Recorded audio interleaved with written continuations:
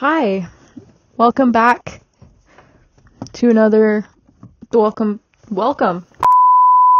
This is me talking to you or informing you about things I just learned about. Today is how ethnic studies is involved in politics, specifically how Mamdani is relating to. First off, I know you know Mamdani. I know you know of him because backtrack to November 4th, 2025, your feed was looking a little something like this. I have 4 words for you. Turn the volume up.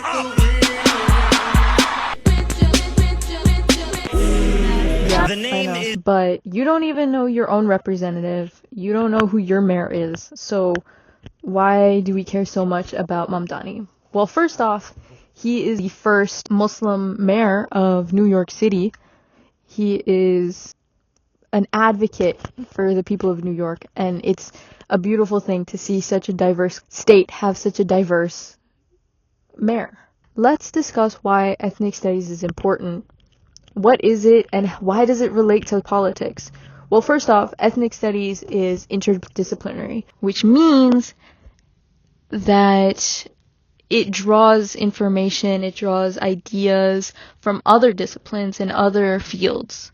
So, in ethnic studies, there's forms of art, there's forms of music, there's forms of politics, financial studies, all of those things, history, especially history, all combined into ethnic studies. That being said, understanding ethnic studies is understanding why Mamdani is so important for New York. You can see that very clearly when we talk about redlining and racial covenants. What is the significance behind it, and why is it actually a deep-rooted problem? To understand, we have to go and look back. In 1933, after the Great Depression, the Homeowners Loan Corporation was established. Their idea was to reestablish good mortgages or something like that. Very, very good, humble ideas, but again, white supremacy was a really big thing. It's deep-rooted in everything that the white man did back then. Nowadays, we don't think back. We're like, oh, if you're poor, the individualism mentality runs deep, because if an American sees someone else who's poor, they'll be like, oh, they just didn't work hard enough.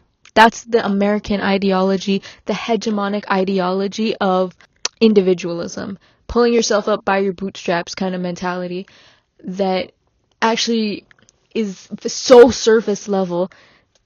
The economic problems faced by masses is not the individual's problem. It's a group. It's the government's problem.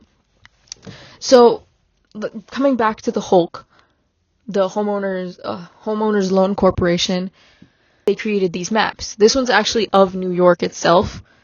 As you can see, there's 4 different colors. You have green, blue, you see the blue there, green, blue, yellow, and red. So, the colors were based on how safe a neighborhood was. Green meant the most safe, blue meant fairly safe, pretty good, yellow meant declining, and red meant incredibly unsafe. And guess where all the black people lived? Take a wild guess. Yeah, red. And that's where the term redlining comes from. It doesn't just mean canceling something, it means calling a certain group living in uninhabitable places.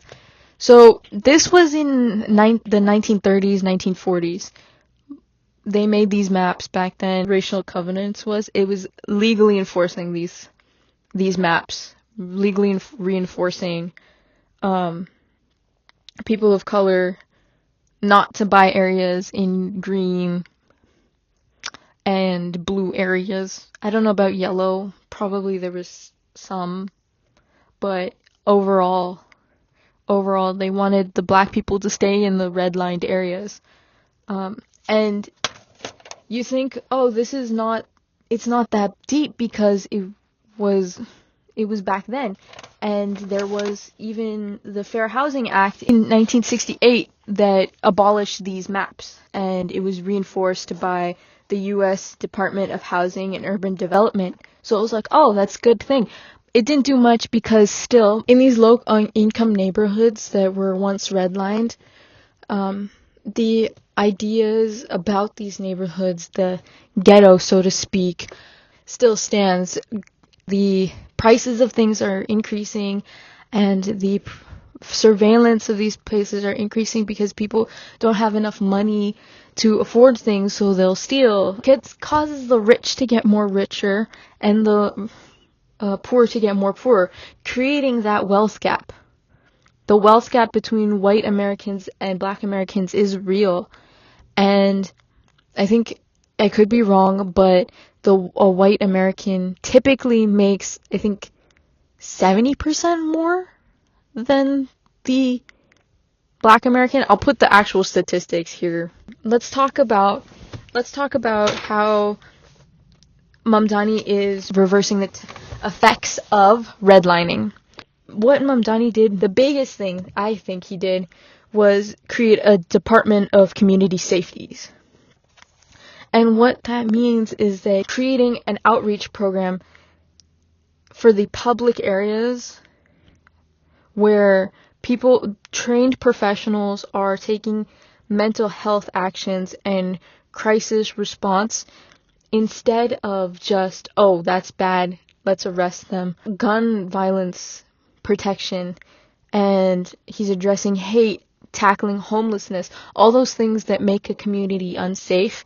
Mamdani is doing something incredible. He's trying to increase the minimum wage to $30 by 2030.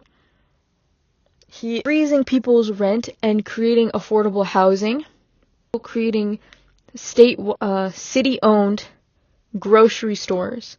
And that's great because that allows for the grocery stores to work directly with small businesses and farms so that the economy is booming and people can buy things at wholesale at grocery stores. And he's working against the Trump administration, which is deeply rooted in these prejudices.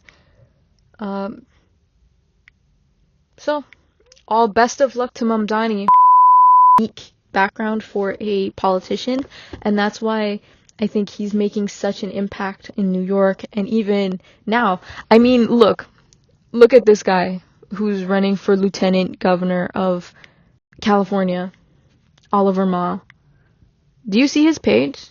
Now look at Mamdani's. Do you see his page? It's copy and pasted. He's such an influence. Mamdani is such an influence. Thanks for listening to me yap. Okay,